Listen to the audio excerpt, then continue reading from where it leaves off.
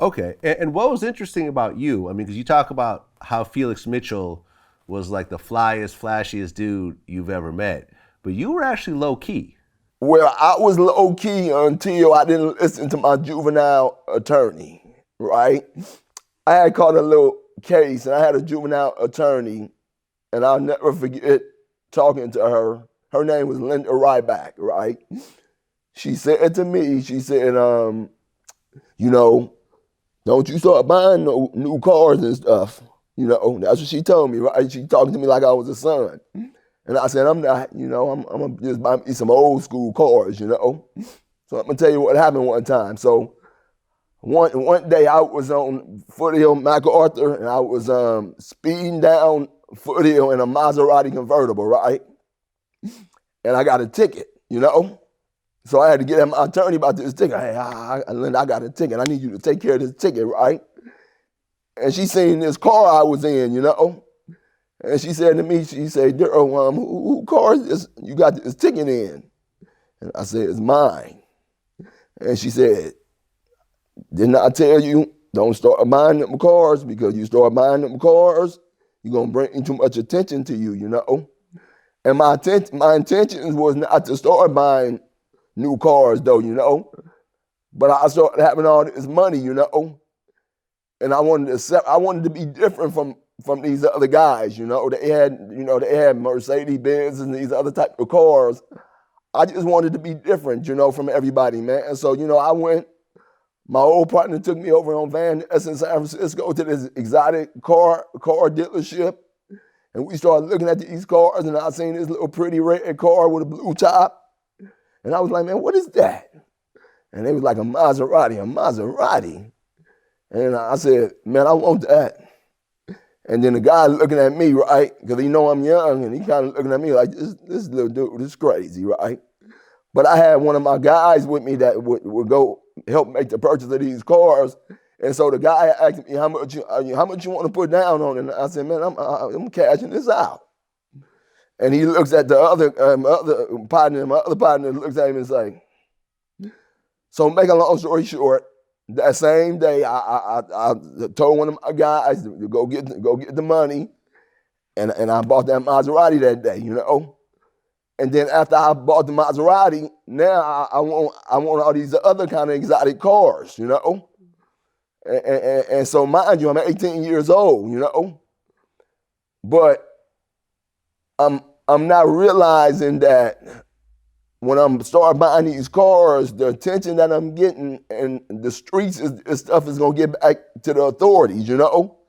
So at that point, now they starting to say, we got to start really looking at this guy. He got to be having a lot of money to be buying these cars that he's buying.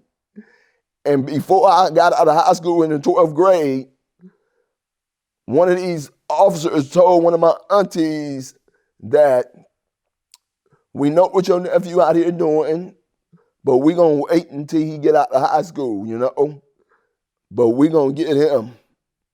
This was before I graduated in 1986, And lo and behold, they had already started watching me. The FBI and them had already started watching me in high school, man.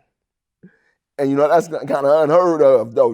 But I'm young and naive to that. I'm like, I'm not paying no attention to that, man. There's other guys out here hustling and getting money, though. But they felt I was a threat, man, at that young age, having them organizational skills. They felt like I was a threat, man, and they wanted to make an example out of me. I was just young and naive at the time. Okay, and I know that you were dealing with guys in L.A. during this time as well. And I've had Freeway Ricky Ross on my show a couple of times. Were you working with him at all during that time or no? No, that's my partner though. Ricky Ross is my partner, man.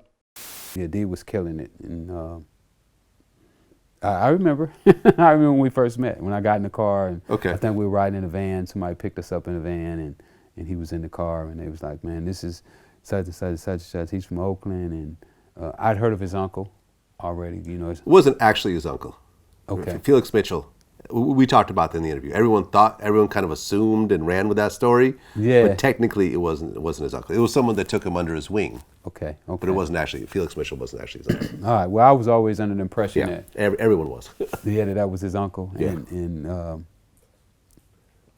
I had never heard of D. So when we met that day, it was like, all right, cool.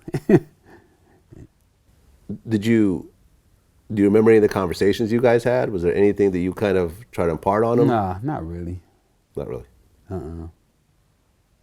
I can't remember. We got tighter in jail. Ah, okay. When we were in jail together, we got tighter than we were on the street. You know, on the street it was more of customer buyer seller relationship. Were you actually supplying to him? I have, yeah. And Rick had his sons playing tennis. These little kids playing tennis, you know, and I was like, it's interesting. I ain't never seen no little black kids playing tennis. And it was Ricky Ross, little kids playing tennis, right? Because even back then, he knew Serena and Venus and them because he was in a tennis circuit, you know? So I met this guy, Freeway Rick, right? When I met him, he was in his old station wagon, you know? And he was dressed like a bum. But they told me that this was his MO, you know? He would look like a bum, but he getting money, right? So I met him. He said, man, how old is you? And I told him. And he said, who you down here? Who sent you down here to do business? I said, man, I'm doing the business, you know? And he said, wow, you know?